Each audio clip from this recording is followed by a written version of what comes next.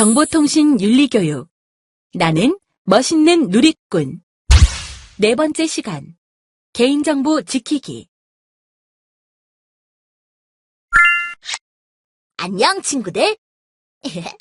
개인정보라는 말을 들어본 적 있어? 최근 인터넷의 발달과 함께 개인정보가 매우 중요시되고 있어. 그래서 개인정보란 무엇이고, 개인정보를 잘 지키지 못했을 때에는 어떠한 피해가 생길 수 있는지, 개인정보를 보호하려면 우리가 무엇을 해야 하는지 알아보는 시간을 가져볼까 해. 그러기 위해서는 개인정보의 의미, 개인정보 유출 피해와 보호 방법 등에 대해서 알아봐야겠지? 그럼 우리 함께 출발해볼까? 1. 개인정보의 의미. 안녕. 오늘은 네 번째 시간으로 개인정보 지키기에 대해서 배워볼 건데, 개인정보라는 말이 생소한 친구들도 있을 거야. 그럼 내가 효준이에게 일어난 일을 보여줄게. 함께 보면서 개인정보가 무엇인지 생각해보자. 다음 재생단추를 눌러봐. 잠깐만 이리로 와서 아저씨 설명드리면 게임기를 줍니다. 너희들 이 게임기 가지고 싶니? 대신 한 가지 조건이 있단다. 그게 뭔데요? 너희 부모님 성함이랑 전화번호를 알려주면 우리 회사에서 부모님들께 도움이 되실 만한 학습 정보를 제공해 주는 거란다. 너희들은 그냥 아빠나 엄마 이름과 전화번호만 적어주면 되는 거야. 그거야 어렵지 않죠. 저는 관심이 없는데요. 나중에 전화 주세요. 효준아, 이리 와보렴. 부르셨어요? 무슨 일이세요? 며칠 전에 내가 학교 앞에서 적어준 엄마 전화번호가 문제가 되었나 봐. 자꾸 모르는 곳에서 이상한 전화가 걸려오는구나.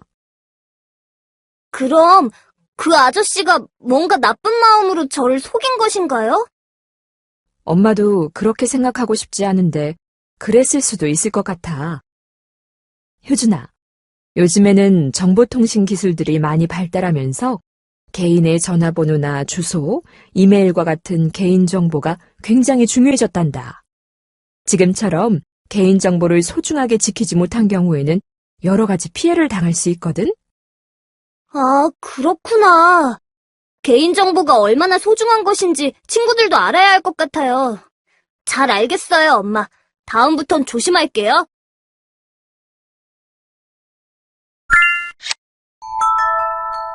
오늘 학습을 모두 잘 이해했어? 그럼 지금까지 배운 내용을 간단하게 살펴보자. 먼저 개인정보의 의미에 대해 알아보았어. 개인의 신체, 재산, 사회적 지위, 신분 등에 관한 사실, 판단, 평가 등을 나타내는 일체의 모든 정보를 개인정보라고 해. 그리고 이런 개인정보 침해 사례를 보면 미니홈피나 블로그 등에 나와 친구들의 중요한 개인정보 등을 함부로 올려놓는 경우가 있어. 또 보이스피싱, 방문학습지 회사 직원들이 어린이들에게 접근하여 게임기를 주고 부모님의 개인정보를 침해한 사례도 있지.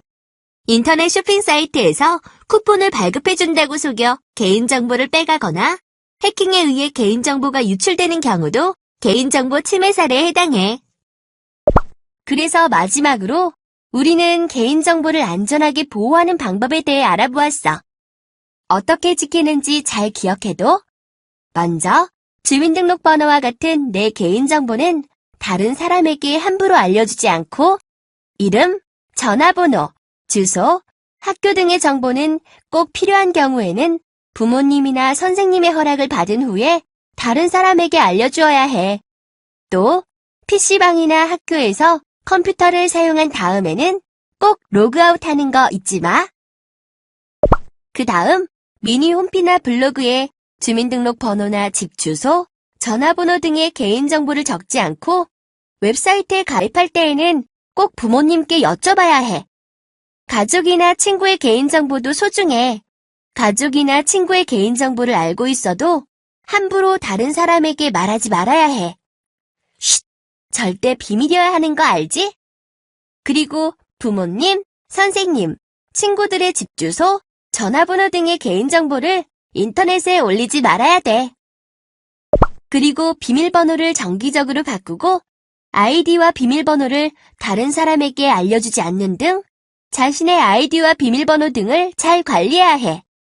인터넷에서 회원으로 가입할 때에는 이용 약관을 잘 읽어서 어떤 내용이 있는지 확인하고 개인정보 취급 방침이 없으면 가입하면 안 돼.